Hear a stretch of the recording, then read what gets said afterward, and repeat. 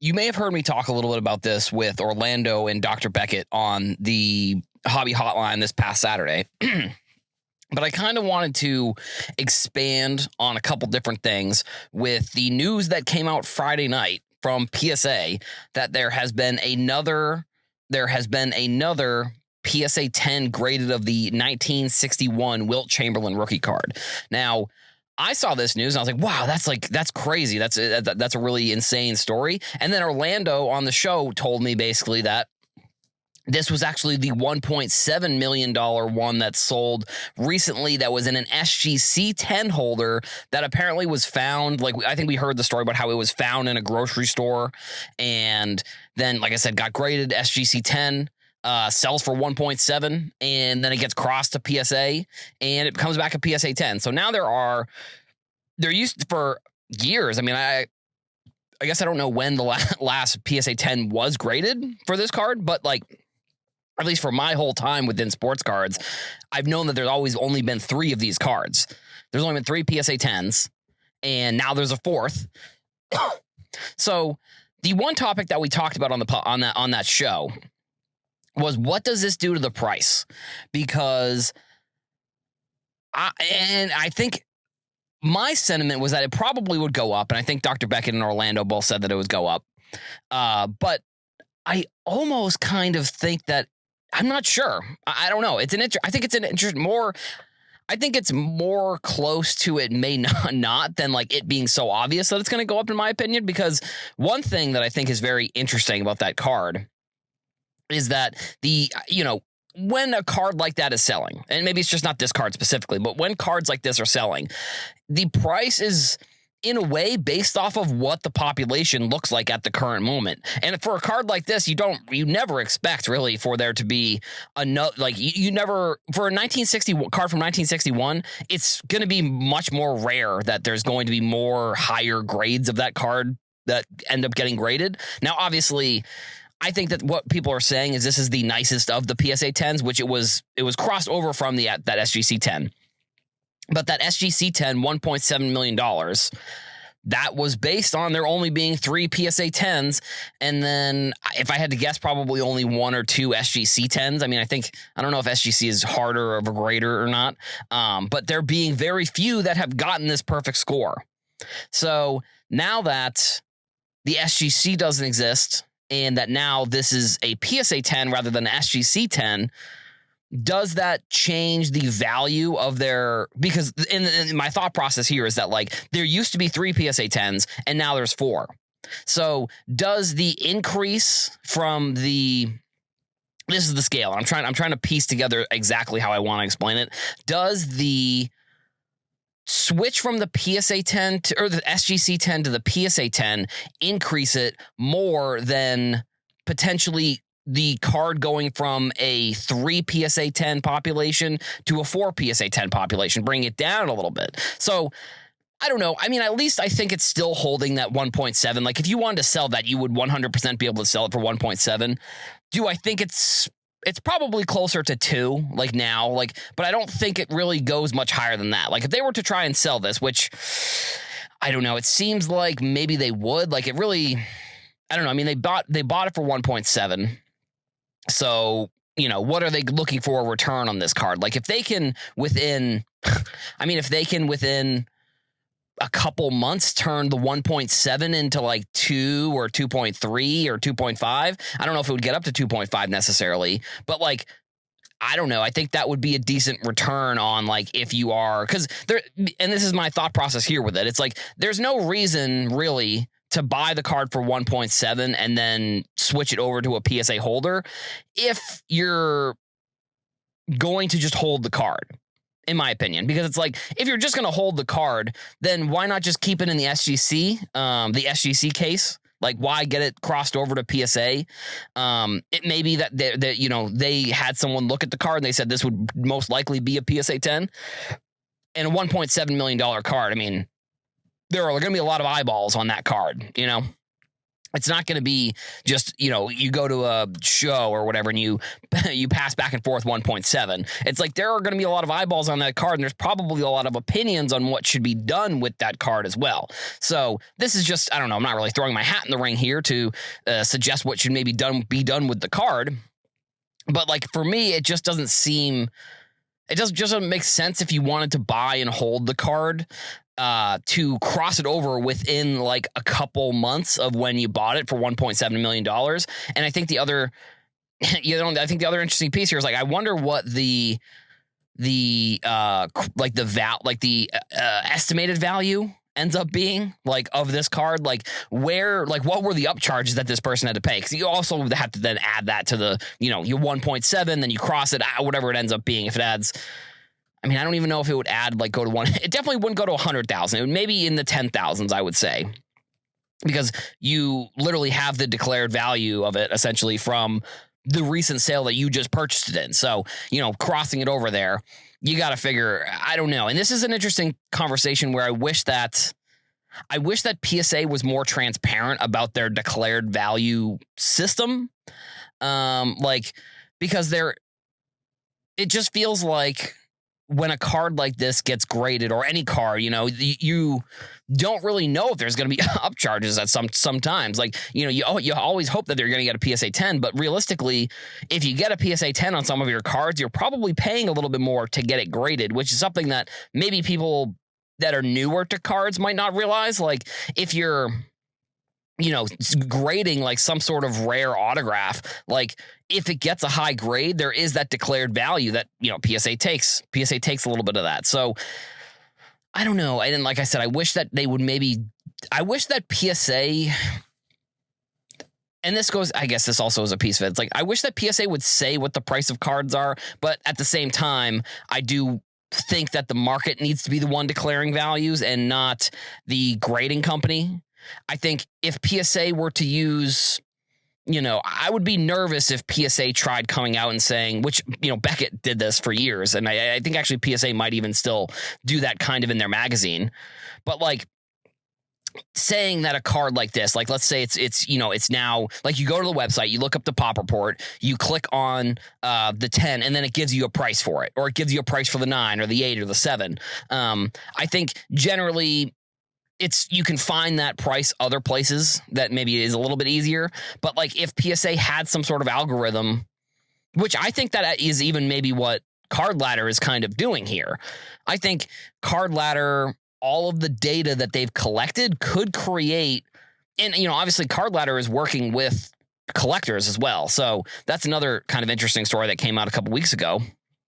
But like, they have so much data that I wouldn't be surprised if there's some sort of algorithm that could be created based on this data. Like they have sales data that, you can't, each day it's getting updated, but it goes back like years and years and years, where before, if you were trying to look up the value of a card, like before eBay, before any of these online tools, you would have to like probably go find like a Beckett magazine, maybe like an older one, and then find the one that's most recent. And then you're looking at where the value went up from there.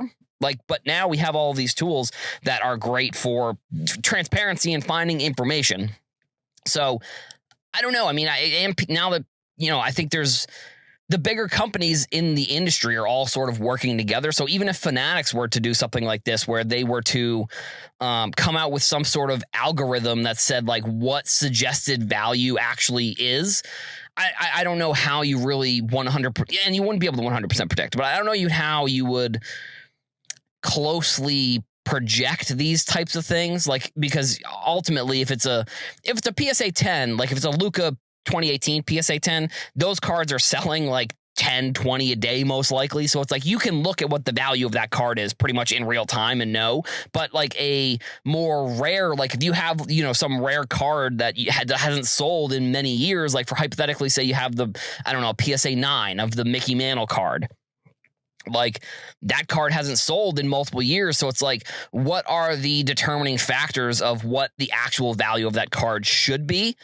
And then, and again, that with great power comes great responsibility in that circumstance, because like if you have a card that PSA or whoever comes up with this algorithm, they come up with a price and then it sells for more or less. It's like, well, then how the algorithm was off, which that's I feel like that comes with the territory when you're trying to develop that type of technology.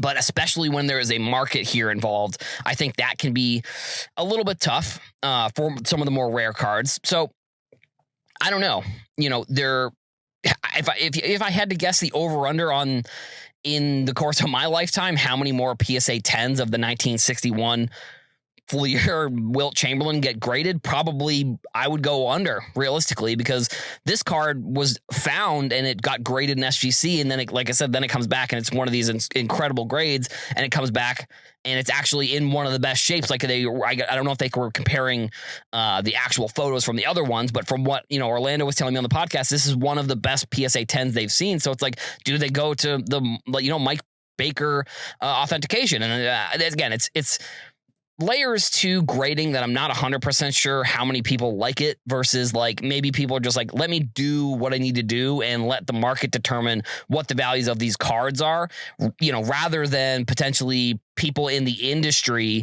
having much more influence on the price of cards than, maybe they should be. We are unfortunately coming to the end of the baseball season. It is both of the leagues are in their championship series. Both of them look pretty close, fairly close, I'd say. So I don't really know who's going to be the World Series this year, to be honest. I don't know. I mean, it could be the Yankees, but the Indians, they could pull it out. I don't really know. But what that means, end of the baseball season, means that Topps Update is, out. And Topps Update this year, I think, has potential, and I think I've said this about a lot of different products, if I'm going to be honest, but this has potential to be like one of the better flagship products that we've had in like a while. We have, like I said, I'm just going to go through the list here, and then I'm going to talk a little bit more about the list. So we got Paul Skeens, we got Jackson Holliday, Wyatt Langford, Jackson Morrell, Cade Smith, Jack Leiter, and Tobias Myers.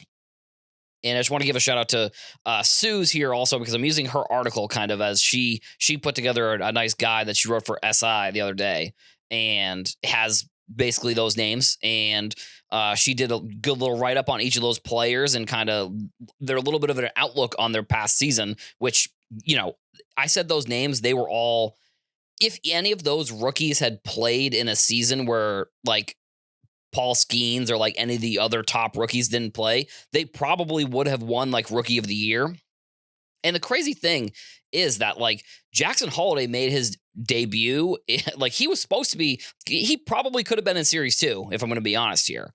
Like his rookie could have been in Series 2 because he made his debut in April and then got sent back down basically, and then played enough and came back up, but like then gets included in Topps Update, which is like another crazy reason why this is like, Jackson Holliday's on the cover of Topps Chrome Update also, which that's kind of a piece of this story as well. Topps Chrome Update and Topps Update, both of those products are out or are coming out soon.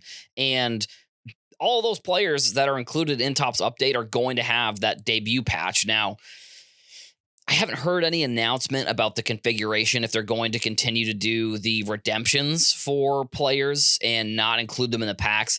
If I had to guess, probably, just because, I actually, I don't know. I almost feel like there's a way that if you pull that redemption card, you could be able to integrate it, or you should maybe be able to integrate it into some grading service and like get the card graded. And before you even get the card, get it graded. I guess maybe it takes a little bit of the grading, mystique out of like you get the card, then you send it in. But I think that would be interesting. I mean, if they're already doing redemptions because they don't want to put the cards in packs, like that's just ultimately the next step, realistically, in my opinion. But I did actually see some crazy stat on TikTok, like probably like, I guess, I don't know, it had to have been a couple weeks ago because it was when all these teams were still playing. There's a third Jackson that's a rookie that I forget. I think he plays for the Rockies. I forget his name, but him, Jackson Holliday, and Jackson Morrell all on the same day hit a triple and I forget if it was in the same inning or if it was on the same pitch count, but it was like 3 rookies that were all the same age, all named Jackson, hit triples all in the same day. Wild stat. But yeah, so they're going into year 2 here with the debut patch cards. We'll see how it goes. Ellie De La Cruz is also going to be not in Topps update. He'll be in Topps Chrome update with his patch because he was obviously the series 1, basically flagship player, honestly, in that set. And again, I think in reality, Jackson Holiday probably could have been in series 2, but I think adding him into Topps update, I don't know. I mean, I guess I don't see necessarily, and on one hand, I see how they want to get all these good players into one product, but at the same time, like they already basically are picking and choosing where some players are in products and some aren't. Like with Bowman draft and Bowman baseball, it's been pretty set on like first and third pick, I think, are in Bowman draft, and then the second pick ends up being in next year's Bowman. I think over the past few years, they've strayed away a couple years from that, but that's like a formula. And so I guess they're not technically picking and choosing, but other than those first 3 picks, they can kind of decide which players are going to go in which product they want.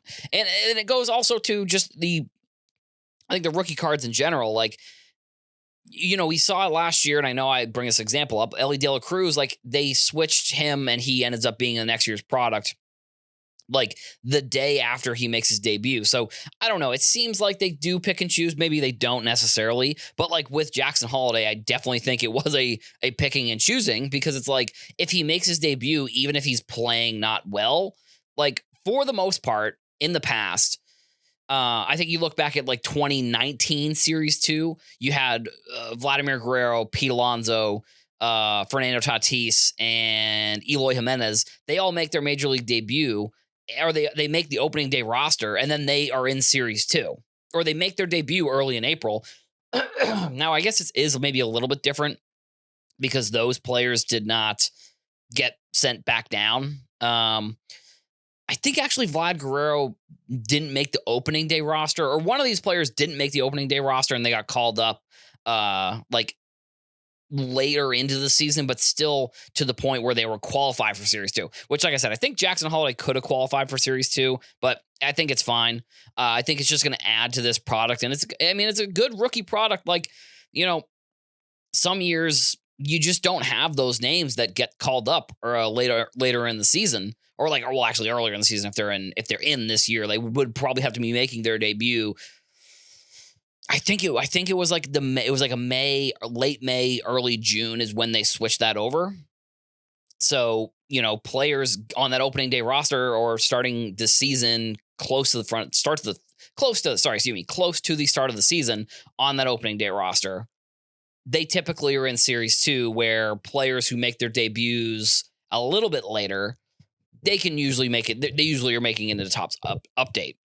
Now, the patch, the debut patches, I think that was one thing that Topps, I think that was probably one of their best decisions that they've made so far in this new era where Topps and Fanatics are basically the king of the mountaintop. I think them adding those patches really added a kind of a cool factor to getting something that's game worn. And this was sort of also a topic that I talked about a little bit on Hobby Hotline this past week. And I mentioned, on yesterday's episode, yesterday's podcast, I talked about the Wilt Chamberlain card.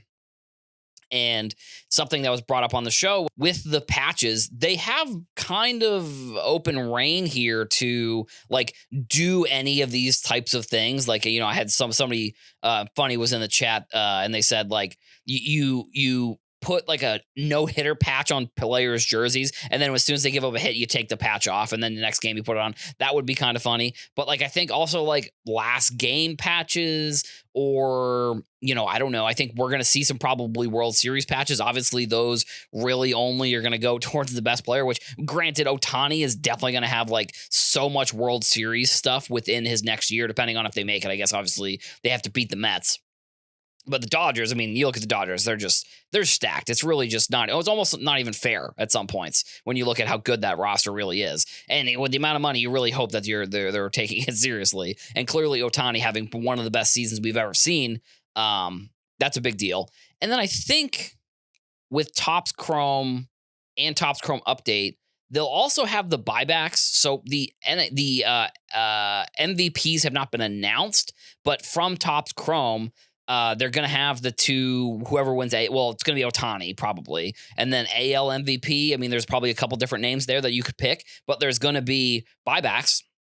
So that's another good addition to these products that are coming out. Topps Chrome obviously coming out a little bit more recently.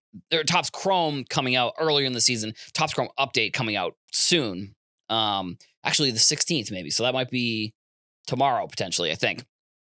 But either way, these are the products coming out this week. Kind of big. I mean, Topps Chrome, I guess, and Topps Update kind of all came out around the same date. I mean, maybe they're fast tracking some of these products. I don't know. Actually, that is weird. Maybe that's not right. I'll have to be honest, I'm not 100% sure about that. But there is going to be the buyback. We got the patches in Topps Chrome, and I think regular Topps flagship update. Like I said, I think it has the potential to be one of the best baseball products in quite some time with some of the bigger name rookies from this past season. So to be honest, what it seems like for the first time in like a few weeks, we have actually a story about a sports card company doing something and coming out with an announcement. So PSA, GameStop and PSA are going to be working together. You can get your cards graded. You can get your cards graded through PSA with GameStop. And GameStop had been a company that they were doing, you could buy sports cards there. And I know that they had been putting sports cards there kind of fairly recently. I mean, more than they had in the past, I would say. Because I think you can't find random cards at random retail locations. And GameStop had been one that had been kind of added to that list of random places where you could find cards. And now you're going to be able to get your cards graded through PSA. And I think the two pieces that I have about this topic, there are the two, at least two thoughts that I have basically are going to be one is going to, or the first one is GameStop going to know what they're doing? And then the other is PSA, it was kind of inevitable. I think that companies would want to maybe get into the grading space or the group grading space because of, we've seen over the past few years, group grading or group submitting. I think it's had its ups and downs, if I'm going to be honest. I think a couple years ago, if we're talking 2020, 2021, group submitting was basically the only way you could really grade your cards. It was the only way that I had graded my cards. Now, when I was at the National, I did buy a PSA subscription. So, in theory, it's still kind of one of the ways that a lot of people do grade their cards. But it was something that felt like it almost went by, not the wayside, but it almost felt like there was a shift when PSA reopened their doors after they had closed everything down. I think that might have been 2021, I believe. It was right before the LaMelo Ball Prism cards had been coming out, which at the time, LaMelo Ball was still this unicorn prospect that, maybe not to the similar hype as Zion, but a very... actually, that's not what I meant. Not to the same degree as Zion, but a similar hype aspect to him because he was this, like I said, unicorn, I almost want to call him, prospect that had all these crazy clips on social media and was really a prospect that we hadn't really seen before. We had seen his brother get into the league, Lonzo, and now it was time for LaMelo Ball to get into the league. And that was 2021, I believe. So, PSA closed their doors. When they opened it back up, it seemed like they had done a little bit of focusing on getting things to be easier, being able to grade your cards easier. And I guess that could be what is leading to here with GameStop, like making things easier, I guess, in a way. I think it is, honestly, I don't know. It's interesting that they're announcing this partnership, because I find that I wonder who is really benefiting from the partnership, if I'm going to be completely honest, because for PSA nowadays, it almost feels like it's just easier to, or maybe it's a different type of experience. Because maybe if we're talking ease, it could be potentially easier to, just drop your cards off, similar to how a lot of card stores still do group submitting. So maybe GameStop looks at it and says, well, we want to try and get in on this action. I don't know. Like, I would really be interested to know, like, what the, I don't know, profit margin is on grading, like group submitting nowadays. Like, it feels like with the easeability of grading, it just doesn't seem like it makes much sense, in my opinion. But at the same time, like, I could see how a corporate company would want to get in on the action. Like, because at this point, I think that I'm looking at it from a corporate perspective. There are people who have probably climbed the corporate ladder, and, they could be senior level, or they could be executive level, or C-suite level executives at GameStop. Like, maybe not CEOs or CMOs, but like I said, there are probably, I wouldn't be surprised if there are, senior leaders that are like, well, this seems like a way that we could do something like this. It seems like there could be people who were into sports cards. Like, if you look at just from an age perspective, I think it's easy to look at it this way. From an age perspective, like somebody who, maybe, or I don't know, I mean, even my age, there is an opportunity where if somebody is a senior manager at GameStop, they could, if they were to present the opportunity in a way that, I think there's obviously, you have to look at it and say, well, there has to be money involved. There has to be some sort of money aspect to the partnership where, maybe some people might not view it that way. But like, if somebody is a savvy, let's just say if they are a savvy communicator, or they are able to put together good decks, like, from that perspective, maybe there's a chance that someone at GameStop was like, yeah, well, we already have cards, so like, we might as well get into grading. Now, the other piece of this that I do get a little bit nervous about is like the actual process of grading these cards. I think when you're adding more steps to a process, that's something where I get a little bit nervous. Like, I get like, if you're a GameStop employee, maybe like, I wonder if they're going to name somebody as like the whatever, the sports card, because, oh, you know what it was? No, it was, you could buy and sell cards at GameStop. It wasn't just that they had cards. You could buy and sell graded cards at GameStop. So like, do you have somebody there at GameStop who is able to objectively look at a card and know what the value is? Like, sure, they probably have it in their system. That probably would be my first indication that they know. But it's like, if you are dealing with somebody, if you're just a part-time employee at GameStop, I don't know. I don't really see it. I don't see a perspective where you are really going to care about this. Like, because also the thing with GameStop is like, they're notorious for giving people bad,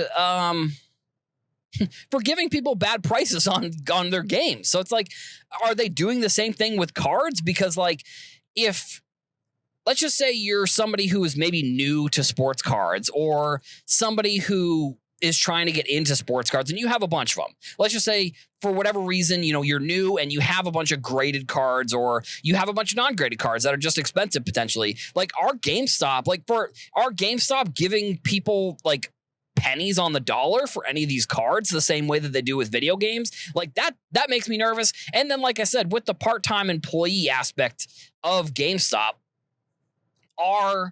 do they care? Like, do they care really? Like, that's kind of my thing that's the one thing that I first thought of when I heard that they're going to be grading cards and buying and selling. Like, do these employees really care? Like, to keep these cards in good condition? I mean, are they getting some sort of commission on the grading? Like, is there some sort of incentive for them to make sure that they are taking good care of these cards?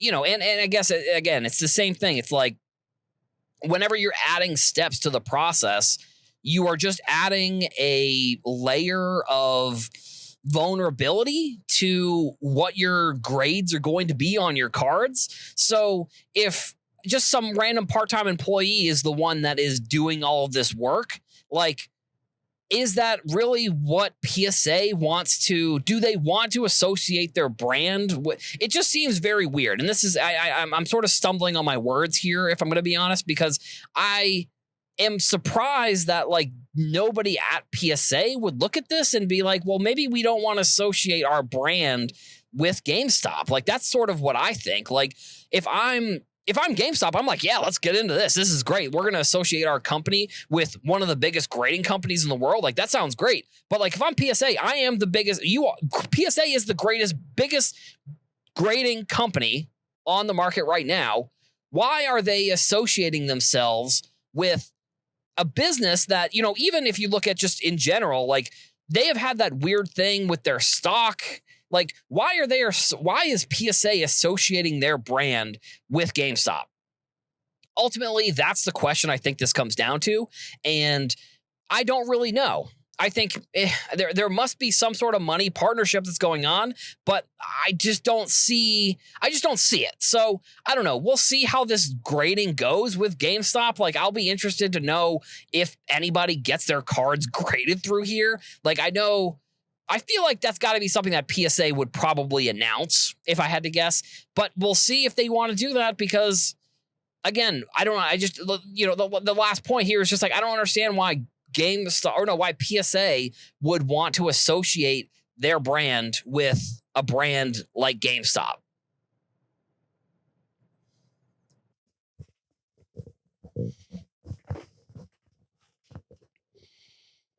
All right, so we basically have two main topics here on the show, which I guess I could have split it up, but I'm thinking there probably will be some other news that comes out in the next, I don't know, whatever day or so for tomorrow's episode for the Friday. So it is Thursday here. The first piece of news is something that I don't know if I would say I predicted that this was going to happen, but from what I've seen on TikTok, a lot of people are posting videos of breakers who are having trouble selling spots in their Wembanyama product. Sports Card Madness is one account that I've been following as of recently, that they have a phenomenal YouTube channel and TikTok. And I don't know if anybody listens to the show, or listens to the show from their, universe, but, let them know that Adam from Hobbynewsdaily is a fan of their stuff. I mean, they put out some really phenomenal, clips, and they were the ones, actually, I think I referenced them a couple weeks ago with Nat Turner talking about the sports card boxes that were being CT scanned, and that Nat Turner was basically like, yeah, any box as of recently, you can pretty much just assume that it's been scanned. Like, that's just what he said. And so they posted a video of I think it was one or two other breakers that they couldn't sell spots in a break for this Wembanyama product, which obviously, if you're in a break, I don't think they're doing I think the way that it's broken up, because it's all Wembanyama, I think it's like they do autos and then numbered, and like maybe it's either a random or something. I'm sure there's probably different ways to configure how they're doing the breaks in these products. But one thing that I'm seeing, like I said, is that they're having trouble selling these spots, which is not surprising at all. Like, I brought up a lot of concerns on last week's episode when I had 2 full episodes talking about the Wembanyama product, because like, I just don't see how Topps can charge $8,000 for these boxes. And I get that. And I'm even seeing people are charging $10,000 for them, like in breaks. Like the value of all the break spots comes out to $10,000, which I think I even saw, maybe it was Pac-Man cards. Like, he opened up a $10,000 box and I don't think he pulled any RPAs or autos, and it was mainly the base cards, which actually I think it does come with it comes with 2 to 3 autographs. So maybe there must have been some in there, but like, the base cards are a couple $100 at most. Like, people don't care about these base cards. And the fact that they couldn't just do all autos in the boxes is like, I don't know. It doesn't sit right with me. I don't really like that this is that Topps went this way because and I heard again, these are things that I'm hearing on TikTok and on Twitter and stuff, but like that there's like 8,000 total RPAs or 5,000. Actually, I forget the exact number, but it was a pretty significant number of RPAs for Wembanyama in this product. And clearly people are not wanting to buy into these breaks because breakers are having trouble selling spots, which is like very unheard of in the breaking atmosphere, in my opinion. Like, it almost seems like you can't really go through many products and not find people that want to buy into these spots. And I think, unfortunately, what this is going to do is it's going to lead to, it's kind of going to be like maybe a snowball issue here where people are seeing that they can't sell spots and then people don't want to buy the spots. And also, it's like I said, the cards are just not worth the money that you're spending on any of these spots. Like, it really is an unfortunate kind of decision by Topps here. I don't know if it's going to be their worst decision that they've made, coming out with this product and figuring out a way to get more Wembanyama autographs into a product because they bought the exclusive license for him. But I mean, I wouldn't be surprised if we look back in 10, 15 years and we look back at this specific product and it was like, what were they even thinking? Like, because it's a one player box. And it's like, why not even just include other players in the box? Like, I get that you'd have to spend more capital potentially to get some of these autographs, but there's no way that they don't have other autographs for these players, like for other players other than Wembanyama. There's just no way that they don't have the money to buy. I don't know. I think it's a really bad decision. I think it's a similar decision to the new debut patches, where I love that idea. I think it was one of their best ideas that they've had. I think that this is potentially one of their worst ideas that Fanatics has come out with since they took over for Topps. Now, the other news here on the show that we're going to talk about is Donruss football is out. It's been out for a little bit, and Costco is actually selling like starter boxes. Like it's mainly they do it with Pokemon, where they have like the packs they have this like fancy packaging where they have you can see all the packs within the box. And it comes with an oversized downtown, which at first I didn't realize that it was an oversized downtown. I thought it was just a regular one until I read the actual packaging. It says oversized. And the problem I guess I have with this, I mean, because last week I talked about Panini kind of doing some good stuff. The one thing that I think here is another really pretty bad decision by Panini, if I'm going to be completely honest. Like, they essentially took a very lazy route here and said, it's very similar to what they did with Select, where they said, Select, everyone loves Select. We'll just make this like a widely available product the same way that every other product is available. Like, they didn't listen to the consumers. They didn't listen to people talking about the product and how people liked Select because it was harder to find, because it wasn't a retail product. It was a hobby only exclusive. And that's one of the reasons why I think a lot of people really liked it. And I think older versions, like if you go back to, I think 2020 was the first year with Joe Burrow. Joe Burrow's rookie year, I think, was the first year that Select was in retail. If you go back further than that, I do think that it's a fine product if you want to buy and hold it. I think it's fine because before that, it was hobby only exclusive. With this one, the thing that I saw, and I believe it was Run Good Cards or Run Good Life. I know he's had the handle itself it's Run Good and then either Cards or Life. I just forget which one it is on Twitter. They were talking about, they're another breaker that I met at the National a couple times. Very nice guy. And he was talking about how his prediction for these cards, these oversized cards, that because the thing is they're selling on eBay for like $200-$300. Like, I believe the Jaden Daniels sold for like almost $300. I think it was like in the $280 range. His prediction essentially was that there are going to be a ton of returns of this card when people realize that they bought, or people just aren't going to pay. This is the other thing. When people realize that this card is not just a regular size card, that it's an oversized card. Obviously, if you are selling it, not putting oversized, you should get in trouble for doing something like that, for nefariously selling a card that isn't actually what it is. That's obviously it's not illegal necessarily, but it should be something where you should get some sort of repercussion. I don't know exactly what it is, but his prediction was that a lot of people are going to be returning these cards when they realize they're not just the regular downtowns, which, I think that's probably the case. Like, I think, especially when you're spending the amount of money that people are on these cards. Now, as we know from years and years and years of these sports card releases coming out, we know that the first cards that sell of any product are going to be the most expensive. We know that the price of a lot of these things will end up going down.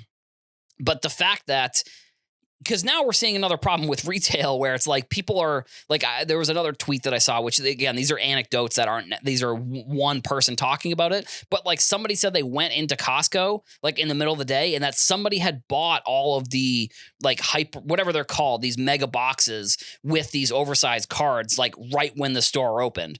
And I think that's obvious. Like, if there's ever opportunities like that within sports cards, the first movers are going to have the advantage.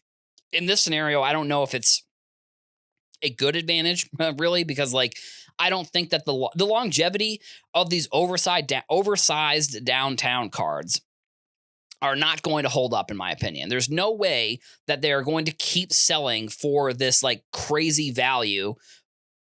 Because like I said, eventually people are going to realize, oh, these are oversized cards. These aren't even like the actual cards. So like, I wouldn't be surprised if like next week these are selling for like $20 or $30, like the oversized ones, especially because you're guaranteed one if you buy one of these boxes from Costco. And I know you can buy them online too as well. But like the fact that you're guaranteed one and the fact that they're oversized, it just is screaming not going to hold the value, really. Like if you look at it from like a 50,000 feet or whatever, because, and you probably see it because it's a oversized card. And I just did one of the drum things because that was a bad joke, but either way, these oversized cards, they're not the regular ones. People are spending hundreds of dollars on them. I don't know if people are buying them because they think that they're the regular downtowns or if like, maybe that's really the only thing I can think of why people will be spending hundreds of dollars, because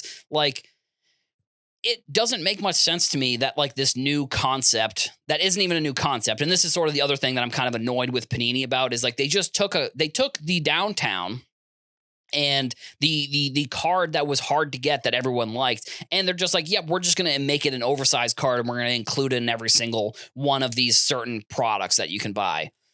I don't know. It's not, I don't like that really at all. It just seems kind of lazy. Seems like it's kind of just another potential money grab. I mean, for Panini, they're probably looking at it and saying, well, why they probably don't even know that these are selling for that much. Like they didn't even probably expect that they would.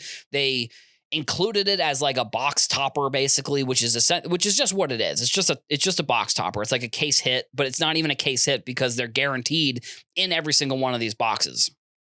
So I don't know. I hope anybody that's listening to this podcast that maybe was looking at any of these cards, now that they know that they're actually oversized and they're not like the regular ones, I'm hoping that maybe they don't go out and spend the amount of money that they would have. And even with the downtowns themselves, like it's an issue where the quarterbacks now, especially like with Caleb Williams and Jalen Daniels being like Caleb Williams over the past 3 games has been like lights out, been so great compared to the first couple of weeks where he wasn't that good. Jaden Daniels has been good basically the whole season. So those are 2 players that I think are going to really help Panini. So like the fact that Panini has a Caleb Williams and a Jalen Daniels, like, that's a pretty big deal. And I mean, I don't know.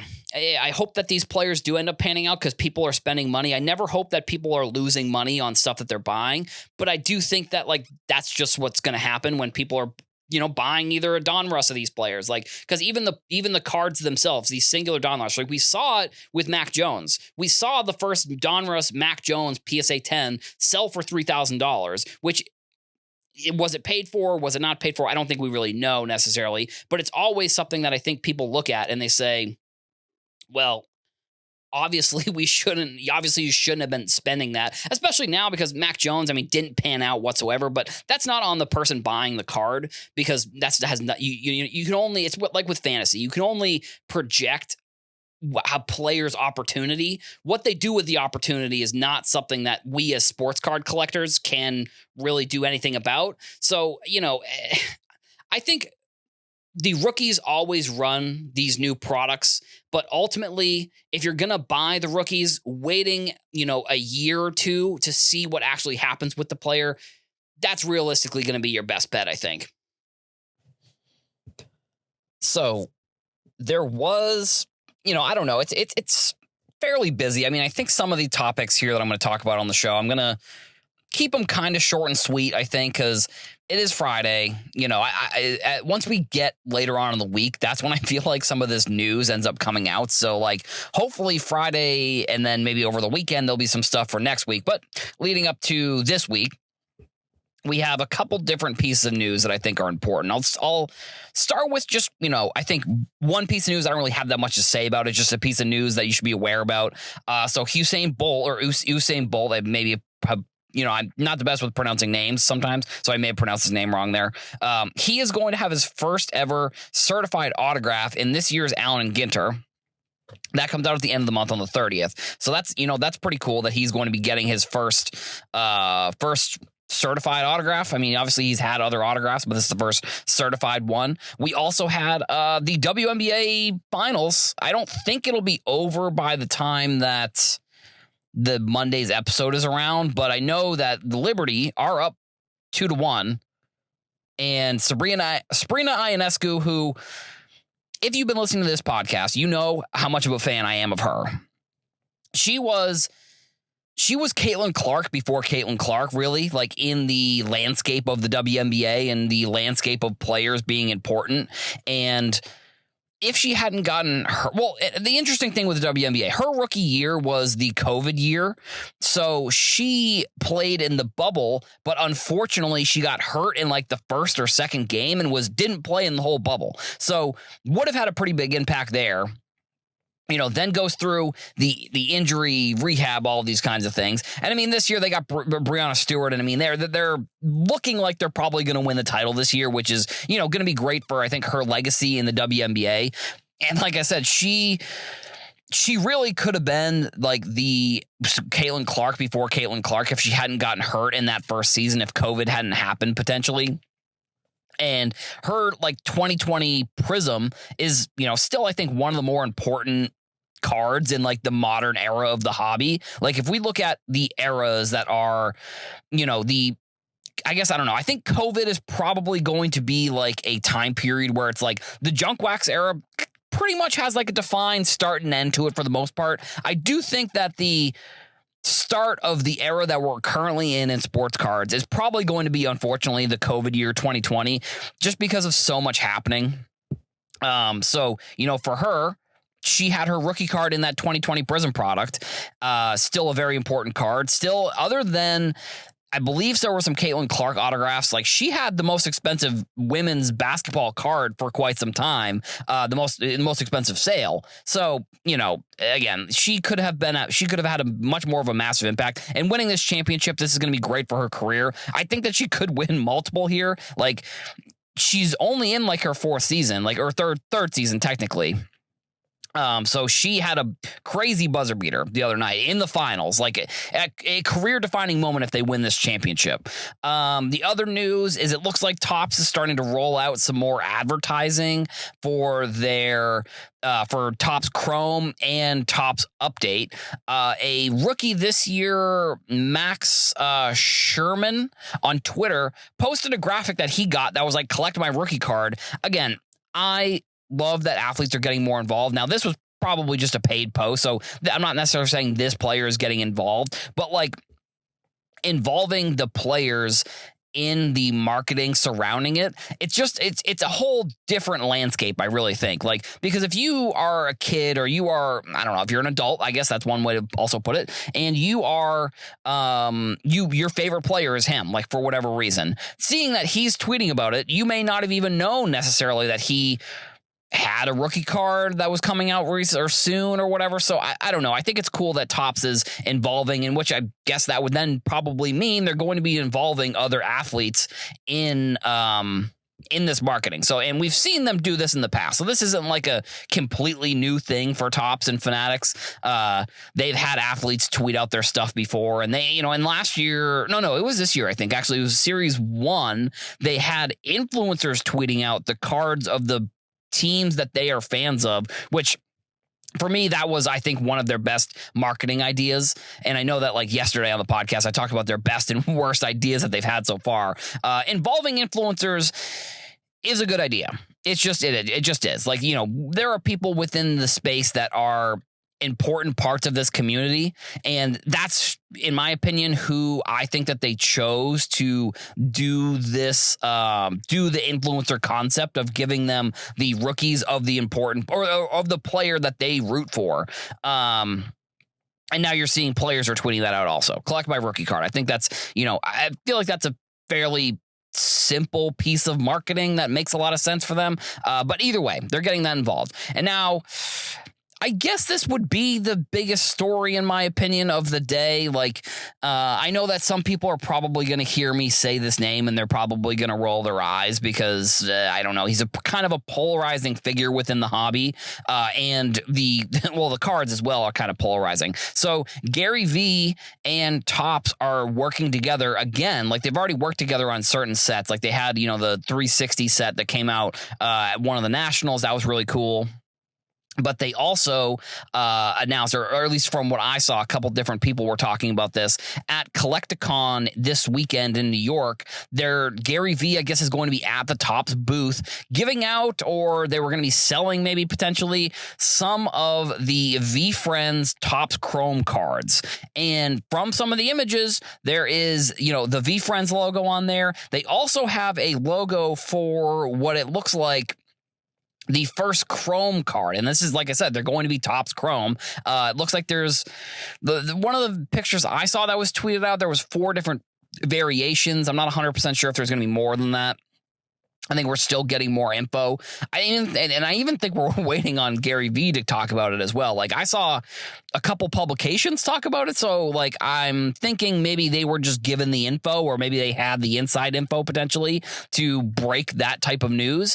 And like I said, when I say that name, I think a lot of people roll their eyes because, unfortunately, no, I mean, not even unfortunately, really. Like, I think that Gary V, when he was in the hobby, was doing some good things, coming out with a lot of good content. They had, through 1:37 p.m., they had, I think, one of the better sports card podcasts. And unfortunately, that's, that didn't continue. I think probably from a business perspective, maybe it just didn't take off as well as maybe they were hoping, I suppose.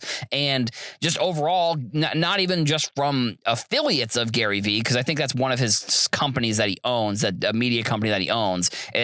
He was even putting out some great informational content, I thought, at least. And I definitely can see it from the other perspective, where some people might say, well, he was just kind of tweeting out and making content about sports cards that he was buying because he wanted to sell them, which I'm fairly confident that he's said that he hasn't sold any of his cards, which I don't know if I 100% believe that. I think it's in between here, because I think people who looked at him and said, well, he's a charlatan, he's a grifter, he was selling all the cards he was telling people to buy.